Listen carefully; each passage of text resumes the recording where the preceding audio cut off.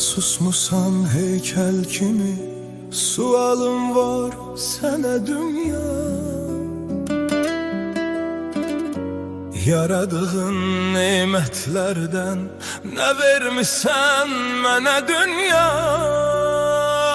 Yarandığım gündən bəri bir doyunca gülməmişəm. Qəm sinəmdə ateş olub, sevinç nədir bilməmişəm.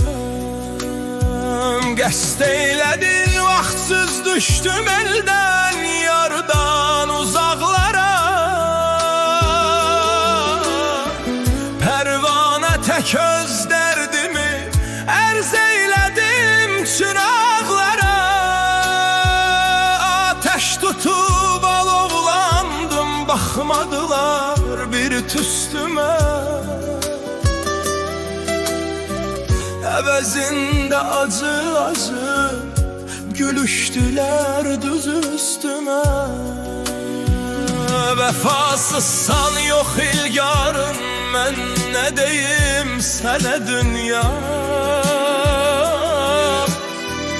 Yarandığım əzəl gündən sən məzarsan mənə dünya. Mən yazığı azmin yol çəkdin bərkə, doşə saldın.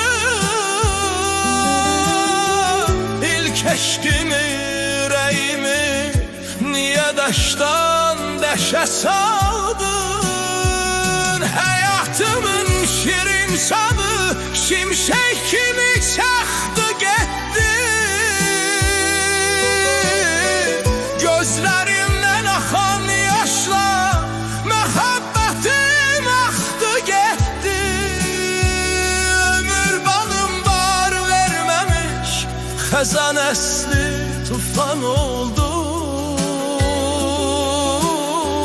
Mənim nakam məhəbbətim baxtsız solub viran oldu. Həssas qəlbim, hissim, duyğum quşa açdı çiçəklərlə.